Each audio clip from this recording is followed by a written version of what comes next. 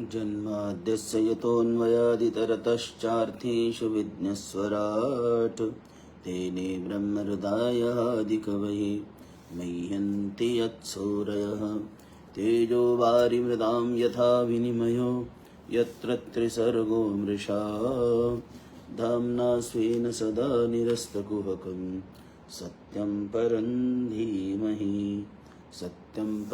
धीमहि धर्म प्रोजितकैतवोऽत्र परमो निर्मत्सराणां सता वेद्यं वास्तवमत्र वस्तु शिवदं तापत्रयोन्मूलनं श्रीमद्भागवते महामुनिकृते किं वा परेरीश्वरः सद्यो हृद्यवरुध्यते त्रिकितिभिः शुश्रूषुभिस्तत्क्षणात् निगमकल्पतरोर्गलितं फलं शुकमुखातमृतद्रवसंयुतं पिबत भागवतं रसमालयं मुहुरहो रसिका भुवि भावुकाः हे कृष्ण करुणा सिन्धो दीनबन्धो जगत्पथे गोपेश गोपिका कान्त राधावल्लभ नमोस्तुते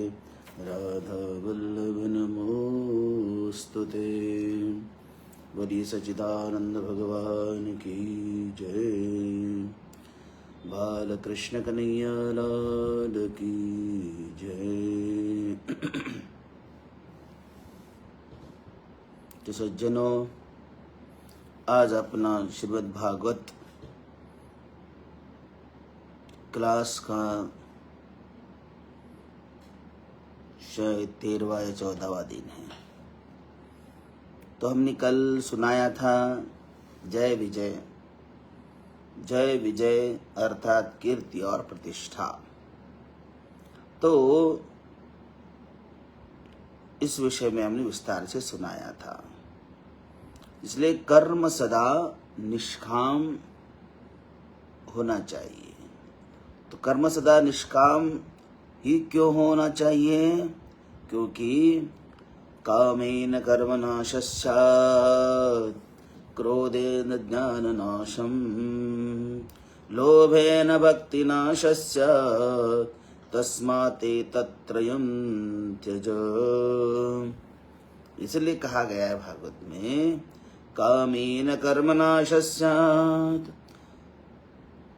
माने कामना के साथ किया गया कर्म का, तो कामेन कर्मनाशः स्यात्, तो कामना रखकर जो कर्म कर लिया जाता है वो कर्म नष्ट हो जाता है।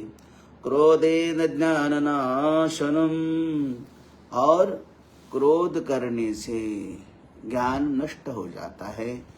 क्रोध मन में आया, विवेक भ्रष्ट हो जाता है, विवेक नष्ट हो जाता है, ज्ञान नष्ट हो जाता है। लोभेन भक्तिनाशः स्यात्, और लोभ में भक्ति नष्ट हो जाती, भक्ति नहीं रहती है। लोभ आया भक्ति में तो भक्ति भी भक्तिनाशः स्यात्, तस्मात् एतत्त्रयं त्यज, तस्मात् एतत्त्रयं त्यजेत। तो इसलिए ये तीन का त्याग करना चाहिए। तो कामेन, काम, क्रोध और लोभ, तस्मात् एतत्त्रयं त्यजेत, इसलिए इन तीन चीजों को त्यागना चाहिए, ऐसा भागवत कहता है। क्योंकि कामेन कर्मनाशः स्यात्, जो आप कर्म करोगे, यज्ञ आदि जो भी कर्म करोगे वो काम से, काम मतलब इच्छा से, जिसमें कुछ लालच रखे, कुछ कर्म का फल रखे, कामना, मन में कामना रखकर। तो अक्रोधेन ज्ञाननाशं स्यात्, लोभेन भक्तिनाशः स्यात्, तस्मात् एतत्त्रयं त्यजेत। इसलिए तीन का त्याग कर देना चाहिए। और यही भगवान ने भगवद गीता में भी कहा है। भगवान ने भगवद गीता में क्या कहा है? त्रिविधम नरकस्येदं द्वारं नाशयनमात्मनः त्रिविधं नरकस्येदं द्वारं नाशनामात्मनः काम क्रोधस्तथा लोभ तस्मात् एतत्त्रयं त्यजेत। भगवान श्री कृष्ण ने अपनी भगवद गीता में भी कहा है त्रिविधम नरकस्येदम, ये जो तीन चीजें है वो नरक के द्वार है। त्रिविधम नरकस्येदम द्वारम नाशनमात्मनः, और कौन से वो काम क्रोध तथा लोभ, जो भागवत में कहा है कि काम क्रोध लोभ, यही भगवत गीता में भी भगवान ने कहा काम क्रोध तथा लोभ। काम क्रोध और लोभ ये त्रिविध, ये तीन जो है तीन प्रकार के, ये नरक के द्वार हैं। इसलिए हे जीवात्मा तस्मात् एतत्त्रयं त्यजेत, इसलिए हे जीवात्मा तो इन तीन को त्यागो। भागवत और भगवान भगवत गीता में भी वही सेम है, इसलिए इन तीनों का त्याग करना चाहिए। हम अभी अपनी कथा में आते हैं, तात्पर्य आपने सुना है। यहाँ चले थे हम जय और विजय से, और जय विजय इस दीदी के गर्भ में आकर बैठ जाते हैं। तो यही दीदी के गर्भ से अब वो हिरण्याक्ष और हिरण्यकश्यपु का जन्म होगा। हिरण्याक्ष का अर्थ है संग्रह प्रवृत्ति, संग्रह वृत्ति कहो, संग्रह प्रवृत्ति कहो। हिरण्याक्ष का अर्थ है संग्रह, कलेक्टिव माइंड, कलेक्शन करना है, ये चाहिए, भोग वस्तुओं को कलेक्ट करना है, इसलिए हर चीज काम आएगी, भोग के लिए रखो काम आएगी। तो हिरण्याक्ष जो है करते कहते वो संग्रह प्रवृत्ति है, संग्रह वृत्ति है। और हिरण्यकश्यपु क्या है फिर? हिरण्यकश्यपु है भोग प्रवृत्ति। एक तो संग्रह प्रवृत्ति, दूसरी भोग प्रवृत्ति। भाई संग्रह करते करते जाएंगे और फिर अय्याशी करने के लिए लग्जरी लाइफ जिएंगे भविष्य में, ये सोचकर आज खूब परिश्रम करते रहते हैं, संग्रह करते रहते हैं और फिर उसका भोग ले लेते हैं, उसका आनंद लेते हैं, भोग प्रवृत्ति। तो ये दो राक्षस हिरण्याक्ष और हिरण्यकश्यपु आज भी हमारे भीतर समाज में मौजूद है। ना हिरण्याक्ष मारा गया, एक तो भगवान ने मार दिया, वरा भगवान ने, एक नरसिंह भगवान ने मारा एक को, लेकिन आज भी हर जीवात्मा के भीतर ये प्रवृत्ति, संग्रह प्रवृत्ति और भोग प्रवृत्ति, ये दोनों प्रवृत्तियां मौजूद है। और वही संग्रह प्रवृत्ति और भोग प्रवृत्ति हिरण्याक्ष और हिरण्यकश्यपु हैं। इसलिए हिरण्यकश्यपु जो है, हिरण्याक्ष ने बहुत कुछ संग्रह किया, हिरण्याक्ष ने बहुत कुछ संग्रह किया, लेकिन वो संग्रह करता करता गया, लेकिन उसका भोग नहीं भोग पाया। हिरण्याक्ष जो है, हिरण्याक्ष और हिरण्यकश्यपु, जब ये हिरण्याक्ष जो है संग्रह प्रवृत्ति, ये क्या करता है, वो सत्कर्म में विघ्न करता है, क्योंकि वह लोभ का स्वरूप है। संग्रह मतलब लोभ है, तो वो सत्संग में या सत्कर्म में विघ्न करता है। वो सत्कर्म के लिए वो धन खर्चा करता नहीं है, तो ये लोभ का स्वरूप है। इसलिए अब जो है संक्षेप में कहते हैं कि जो है दीति अब कई सालों तक जो है अपने इस गर्भ को, कि इस मेरे गर्भ के द्वारा भयंकर राक्षस पैदा होंगे और वो सारे संसार को पीड़ित करेंगे, इसलिए वो जन्म देती नहीं है। लेकिन प्रकृति का नियम है, वो तो जन्म आज न कल देना पावर था, इसलिए कुछ तो साल उसने अपने गर्भ में रखा। अंततो गत्वा दिति से हिरण्यकश्यपु और हिरण्याक्ष का जन्म हुआ। तो कहते कि एक दिन हिरण्याक्ष जो दिग्विजय के समय वो पाताल जाकर वरुण को भी युद्ध के लिए ललकारता है। तो वहां अनेक हर जगह उसने अपना विजय प्राप्त कर लिया, तो इसने पृथ्वी को भी चुरा लिया, संक्षेप में कहते हैं। तो फिर भगवान ने जो है वराह रूप धारण करके भगवान ने इस हिरण्याक्ष का वध किया। तो हिरण्याक्ष का वध कर लिया। और इसी के साथ जो है कहते हैं अपना जो तृतीय स्कंद चल रहा है ना, उस तृतीय स्कंद का 20वां अध्याय पूरा होता है। तो चलिए हम आगे, और वैसे सप्ताह विधि से जो है ना, सप्ताह जो 7 दिन का सप्ताह होता है, तो ये पहले दिन की कथा यहाँ तक होती है। हिरण्याक्ष का वध यहाँ तक, वो पहले दिन की कथा। यहाँ से विश्राम ले लेते कि पहला दिन एक दिन हो गया, अब से अपने को 13 दिन लग गए। 13 दिन में जो है हमने आधा घंटा सत्संग किया, तो आधा कभी 40 मिनट ज्यादा ही हुआ, 40 मिनट, तो 13 दिन अपने 13-14 दिन हो गए। तो देखो कम से कम 7 घंटे तो लगे गए अपने साथ, ज्यादा ही लगे कि हर दिन अपना कभी 45 मिनट कभी 40 मिनट ऐसे ही हमने सत्संग किया है। तो सत्संग मतलब क्लास जैसा किया है। तो पहले दिन की कथा हिरण्याक्ष के वध तक यहाँ विश्राम होता है। अब द्वितीय दिन की कथा प्रारंभ होती है। द्वितीय दिन की कथा में जो है सप्ताह के विधि जैसा होता है, तो कर्दम और देवहूति की कथा आती है प्रथम से ही। तो कर्दम और देवहूति, कर्दम जी का विवाह जो है देवहूति के साथ हुआ था। कैसे हुआ था? प्रजा सृजेति भगवान कर्दमो ब्रह्मणोदितः, सरस्वत्यां तपस्ते ते सहस्राणां समादशः, संप्रपेदे हरिं भक्त्या प्रणवन् वरदाशुषं, तव क्षेत्रे देवहूत्यां प्रणेष्ये तत्वसंहिताम्। तो विधाता ने जो है ब्रह्मा जी के पुत्र हैं कर्दम जी, मानस पुत्र हैं। तो ब्रह्मा जी ने आदेश दिया, बेटा अब तुमको प्रजा उत्पन्न करनी है, संसार करना है, तो तुम संसार में चले जाओ। प्रजा सृजेति भगवान कर्दमो ब्रह्मणोदितः, कर्दम को ब्रह्मा जी ने आदेश दिया कि तुम प्रजा के अभी पैदा करो, पुत्र संतान आदि प्रदान करो। तब ये सुन लिया था कि प्रथम जो है कर्दम सोचा कि पहले मुझे तपस्या करनी चाहिए। सरस्वत्याम तपस्तेति सहस्राणाम समादशः।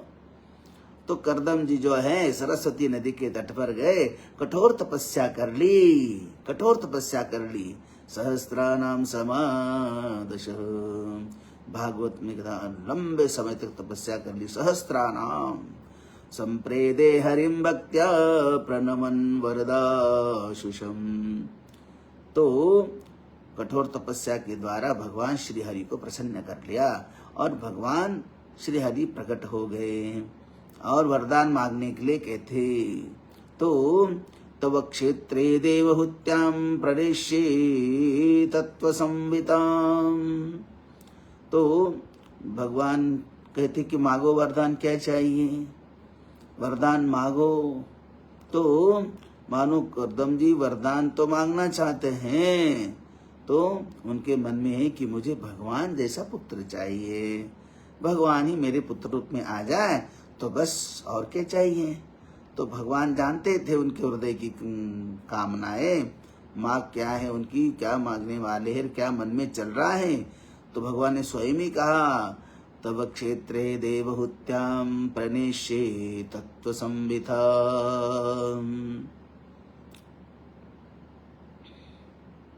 मैं देवहूति के जो तुम्हारा विवाह उसके साथ होने वाला है उनके गर्भ में आऊंगा और मैं तत्व ज्ञान का प्रचार करूंगा, तत्व संहिताम। तो कपिल ब्रह्म ज्ञान के स्वरूप है। तो भगवान कपिल के रूप में कर्दम जी के यहाँ आने वाले हैं। तो कर्दम बनोगे तो जीवन में कपिल भी आ जाएगा। इसलिए कहते ना भाई, तत्व ज्ञान के अवतार है कपिल भगवान। तो लेकिन प्रथम जो है हमें कर्दम बनना पड़ेगा। कर्दम बनोगे तो हमारे घर कपिल भगवान भी अवश्य आएंगे। कर्दम का अर्थ है, कर्दम का अर्थ है इंद्रियों का दमन करने वाला।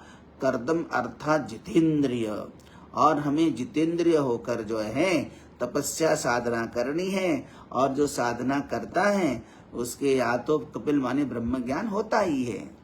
तो ये कथा भी जो है ब्रह्म ज्ञान की कथा है, क्योंकि यहाँ कर्दम ने भी अपने आप को भगवान का पुत्र मांगा और भगवान भी कहा आऊंगा तो तत्व ज्ञान का उपदेश जरूर दे दूंगा। तो कहते हैं कि मानव देह जो है एक घड़ा है। घड़ा मतलब एक पॉट है। पॉट मतलब एक मिट्टी का घड़ा। मिट्टी का घड़ा है, और इसमें ये मानव शरीर एक घड़ा है। जैसा मिट्टी का घड़ा होता है वैसा ये भी देह भी अपना एक घड़ा है। लेकिन उस मिट्टी के घड़े में एक ही छेद होता है पानी डालने वाला, या कभी कभी दो होते निकालने वाला, नीचे से नल लगा दिया तो। लेकिन अपने मानव शरीर में क्या है, एक नहीं दो नहीं, 9 छेद हैं, 9 छिद्र हैं। यदि घड़ा छेद वाला हो तो वह कभी पानी से भरा नहीं जा सकता है। हर एक छेद अगर भरोगे तो 9 छेद है। 1-2 छेद होता तो हाथ से बंद भी कर लेते, लेकिन इन देह रूपी घड़े को 9 छेद है। हर एक छेद से जो है पानी बह जाएगा। तो इस देह रूपी घड़े में ज्ञान रूपी हमको जल भरना है, लेकिन भरते तो रहते हैं, लेकिन हर जगह वो पानी जो है जल बह जाता है, वो टिकता नहीं है। तो वो भी पानी टिकाने के लिए करे तो क्या करे। इस देह रूपी घड़े में 9 छेद हैं। तो ठीक इसी तरह ज्ञान इंद्रिय रूपी ये छिद्र, ऐसा हमारे देह में कौन से छिद्र हैं। अभी 9 छेद वाला घड़ा लेके भी आए, मानो कुम्हार ने बना दिया। ये देह ब्रह्मा रूपी विधा कुम्हार ने अपना देह रूपी घड़ा बनाया, और मिट्टी का घड़ा भी मानो बना लिया है। तो अब क्या करें। तो 9 छेद वाला घड़ा बनाया, लेकिन पानी भरना है उसमें। तो पानी कैसे भरोगे। डालते रहोगे, नल के नीचे रखोगे, मोटर के नीचे रखोगे तो कभी भर सकता है क्या। वो तो नहीं भरने वाला, वो बह जाएगा। तो कहते अब क्या करें, उसको भरना तो है पानी में। तो कहते हैं, गोस्वामी तुलसीदास जी भी कहते हैं, अगर 9 छेद वाला घड़ा पानी से भरना है तो करना क्या पड़ेगा। ये देह में जैसे 9 छेद हैं तो करना क्या पड़ेगा इसको, क्योंकि ये ज्ञान रूपी जल जो है वो इंद्रिय रूपी छेद से बाहर जाता है, निकल जाता है। ज्ञान का प्राप्त करना कठिन हो जाता है, क्योंकि वो देह रूपी घड़े में रुकता ही नहीं। ज्ञान प्राप्त होता है, परंतु विकार वासना के वेग से वो बह जाता है, विकार उत्पन्न हो जाता है। थोड़े समय के लिए मन प्रसन्न हो जाता है, और फिर बाद में मन जो है फिर वासना में फंस जाता है। तो करे तो क्या करें। तो कहते हैं, तुलसीदास जी भी कहते हैं रामायण में, तुलसी नवघट छिद्र को, तुलसी नवघट छिद्र को, सतसंगति सरबोर, बाहर रहे न प्रेम जल,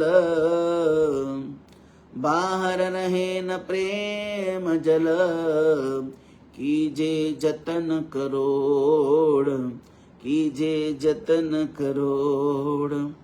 कहते हैं तुलसीदास जी, ये देह रूपी 9 छेद वाला देह जो है ना, तुलसी नवघट छिद्र को, ये 9 छेद वाला घड़ा, देह रूपी घड़ा, तो क्या इसमें जल कैसा टिका जाए, उसको कैसे भराए रखा जाए ज्ञान रूपी जल से। सत्संगति सरबोर, इसलिए वो सत्संग में ही डुबाए रखे, तत्व ज्ञान के चिंतन में डुबाए रखो। जब ये देह रूपी घड़ा सत्संग रूपी ब्रह्म चिंतन रूपी सत्संग में डूबा रहेगा। सत्संगति सर्वोर, बाहर निकालोगे तो क्या होगा? बाहर रहे न प्रेम जल, बाहर ज्ञान रूपी जल टिकता नहीं है। बाहर जैसे उस सत्संग से ब्रह्म चिंतन से बाहर आओगे तो वो जंत जो है ना, बाहर रहे न प्रेम जल, कीजे जतन करोड़, कीजे जतन करोड़। इसलिए ब्रह्म ज्ञान रूपी रस इस देह रूपी घड़े में भरना है ना, तो हमें इस देह रूपी घड़े को सत्संग रूपी जल में डुबाए रखना है, वो ताकि हमारे देह रूपी घड़े में काम रूपी विषय रूपी रस ना आए, रस घुसना पड़े और हमारा सत्संग ना छूटे। इसलिए कहते हैं भगवान का ध्यान हो ना हो सके तो कोई बात नहीं है, कोई चिंता नहीं है, किंतु सावधान रहना है, हमें कहीं हमारा मन कहीं और कुकर्म में न लग जाए, हमारा मन संसार के चिंतन में न लग जाए। भगवान का ध्यान हो या ना हो, लेकिन ये मन जो है संसार, देह भले चाहे हर कार्य कर ले, देह कहीं पर भी ले जाओ, देह में संसार में रहेगा ही, देह तो संसार करेगा भी, तो केवल उस संसार को मन में नहीं रखना, तो मन संसार का चिंतन में न लगे, बस उसको अलिप्त रखना है, मन को ही दूर रखना है, मन से हमको चिंतन करना है, मन से हमको भजन करना है। यदि संसार की जो है, संसार की सुंदरता कहो, संसार का सौंदर्य जो है दिखता है, वो क्षणिक है। जगत की कोई वस्तु सुंदर नहीं है, कोई सुंदर वस्तु नहीं है। आंखों में विकार होने के कारण हमको बाहर की वस्तु सुंदर नजर आती है, बड़ी प्यारी लग जाती है, क्योंकि हमारे आंख में जो है विकार है। इसलिए इस विकार के कारण बाहर की वस्तु में सौंदर्य नजर आता है, आंखों में विकार होने के कारण हमको वो सुंदर लगती है।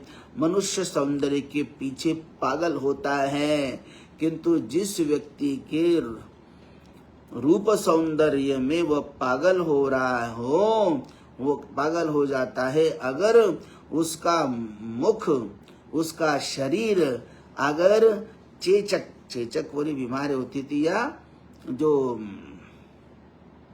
देवी कहते हैं, ऐसा देवी चेचक दाग से अगर बिगड़ जाए तो फिर वही सुंदरता उसको दिखती नहीं है। या कोई एसिड डाल दे, उस चेहरे पर एसिड गिर जाए और फिर उसको देखो वही व्यक्ति तो वही है, उसमें अब प्यार नहीं रहा। इसलिए संसार की सुंदरता कहते क्षणिक है, वो परमानेंट नहीं है। इसलिए इस मन को जो है हमको इस संसार में रहना जरूर है, लेकिन उस देह भी उसमें रखना है, लेकिन अंतःकरण में मन में संसार को नहीं रखना, तो ही हम जो है इस संसार के थोड़े से इससे बच पाएंगे। इसलिए कहते हैं कि करदम जी ने जब भगवान ने कहा कि वरदान वर मांगो, मांगो वरदान, तो क्या मांगा था ना, क्या मांगा था, तो उन्होंने कहा था कि हे प्रभु भगवान, मुझे इस वरदान में यही चाहिए, मुझे कोई सुलक्षणा स्त्री दे दीजिए, सुलक्षणा स्त्री दीजिए, मुझे ऐसी स्त्री दीजिए जो मुझे प्रभु की ओर ले जाए।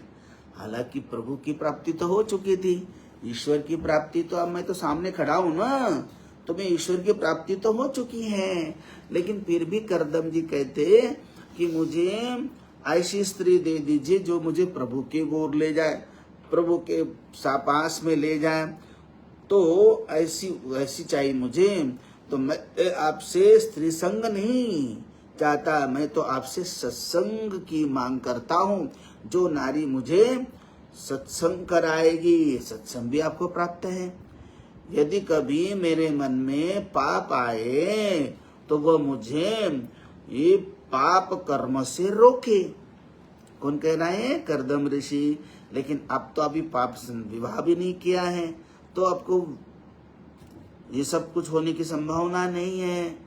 तो आप मैं प्राप्त हूँ, ईश्वर की प्राप्ति हो चुकी है, भजन की प्राप्ति हो चुकी है, सत्संग की ओर ले जाने वाली स्त्री चाहिए। ऑलरेडी आपको सत्संग जो प्राप्त है, फिर आप ये चीजों को क्यों मांग? किसी के मन में ऐसी भावना आएगी तो कहते हैं करदम जी, प्रभु के मन में या करदम के नहीं, वो हमारी भावना है, हमारे विषय कोई संसारी सोच सकता है।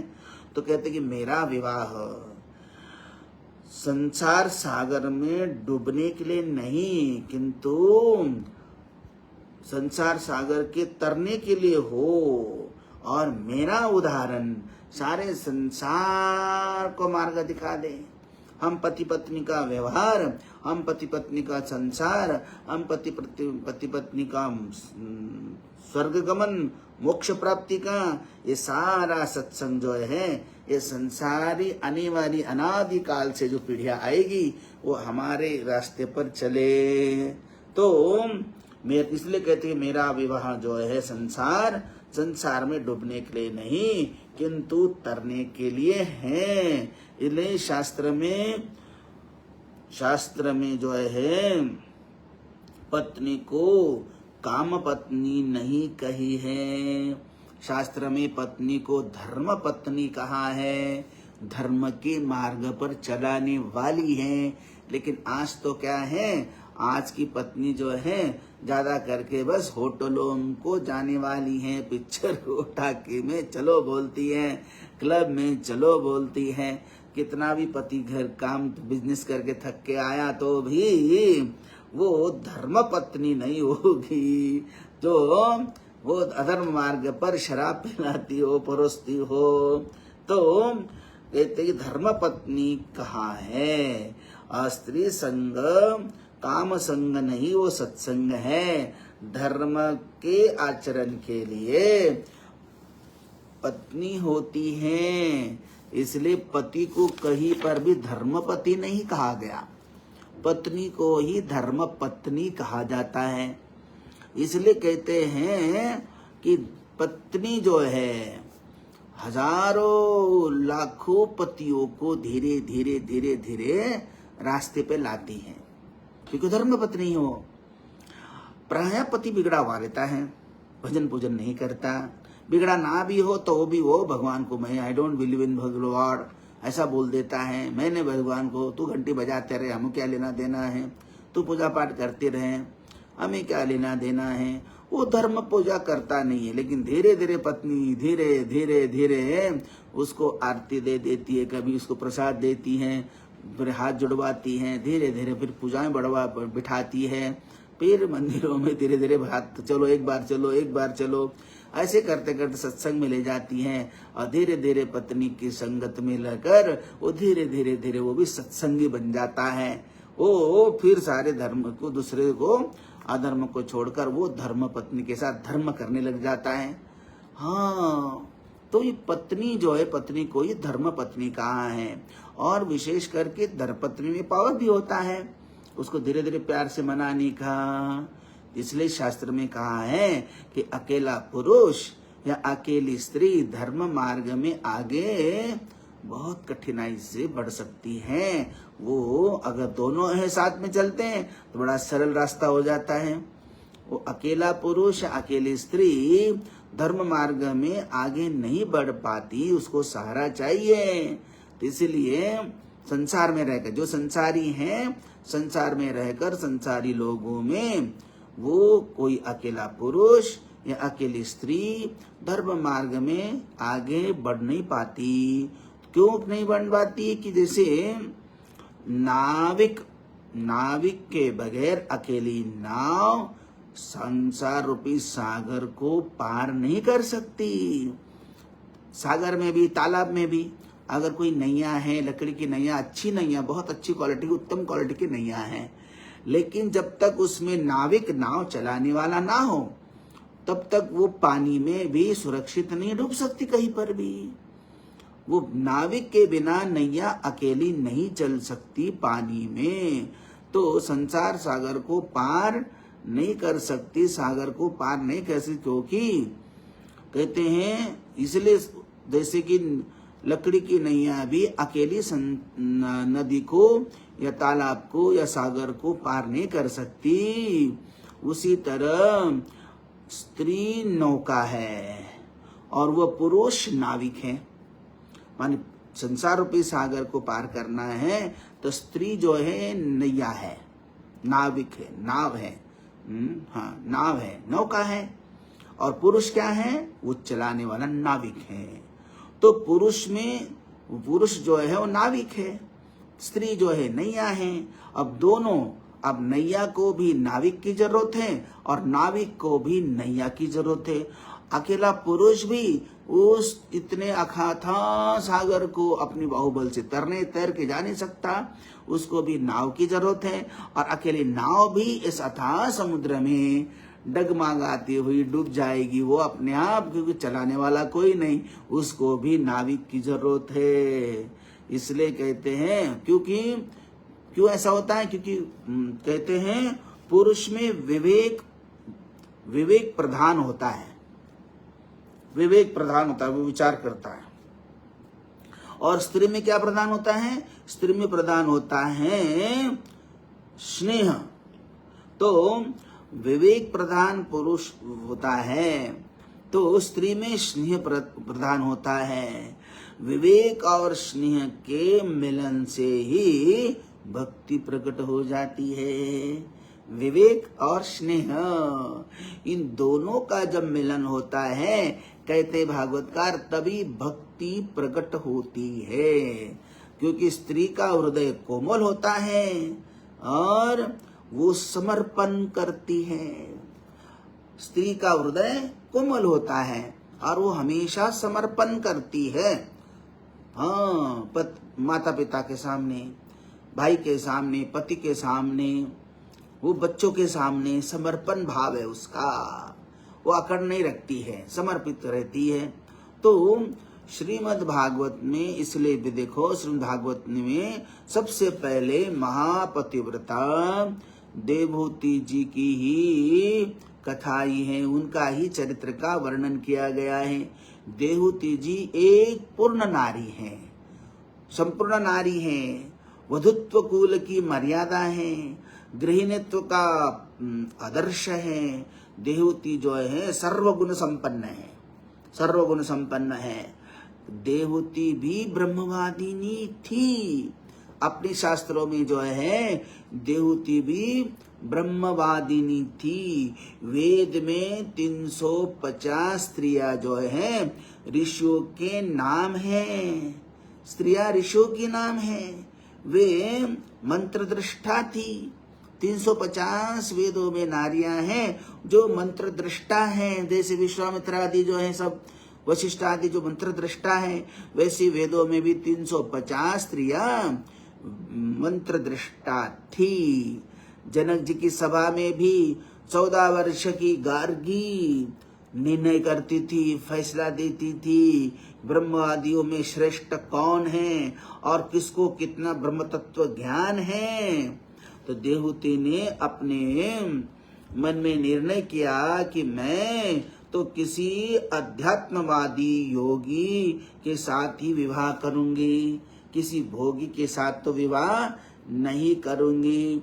मैं उस पति के घर में जाऊंगी जो मुझको परमात्मा के संपूर्ण ब्रह्म ज्ञान का सुयोग प्राप्त होगा। इसलिए मैं तो किसी भी ऐसे पति के पास नहीं जाऊंगी।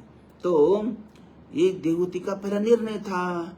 ये देवहूति जी जो है स्वयं निर्णय लिया और अपने पिता से जाकर कह दिया कि राजकन्या है। फिर कहा कि राजकन्या ने कहा मैं तो अपने ही योग्य, मुझे ऐसा ऐसा पति चाहिए। तो कहते हैं तो सारे पृथ्वी पर देवहूति को भ्रमण कराया, फिर भी उसके मन में कोई पुरुष पसंद नहीं आया। तो अब वो योग्य वर उसको नहीं मिला, तो अपने पूरे पृथ्वी पर भ्रमण करते करते योग्य पुरुष को देखी तो एक ही जगह उसका मन टिका, और वो टिका कर्दम ऋषि के पास। तो जिसकी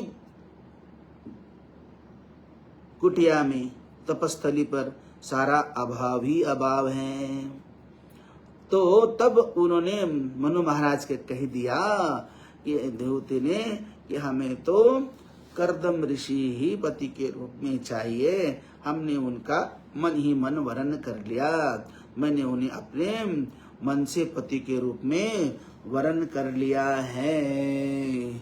तो इस तरह जो है देवहूति ने अपने लिए पति के रूप में एक ऋषि को वरण कर लिया, जिसके यहाँ सब अभाव ही अभाव है, उनके यहाँ कुछ भी नहीं है। अब जंगल में झोपड़ी है, उसमें क्या है, हैं? मिट्टी के बर्तन हैं और पत्तल के बर्तन हैं, घास फूस की झोपड़ी है। जो राजमहल में पली वो देवहूति, वो अपने पति को एक झोपड़ी वासी और जटाधारी ऋषि को वर्णन करती है। इस तरह जो है अब वो अपने पिता माता पिता को, मनु महाराज और शत्रुपा को तो पुत्री देवहूति ने बताया। तो अब वो दोनों उनको लेकर वो कर्दम ऋषि के आश्रम में चले जाएंगे। लेकिन वो कथा हम आपको कल श्रवण कराएंगे, वो कल के क्लास में होंगे। आज के लिए इतना पर्याप्त है। तो सज्जनों, इसको सुना करो और अपने ध्यान में उसको स्मरण चिंतन करते रहो, क्योंकि कथा के बाद उसका मनन और निधिध्यासन होना जरूरी है। बोलो सच्चिदानंद भगवान की जय, कृष्ण कन्हैया लाल की जय।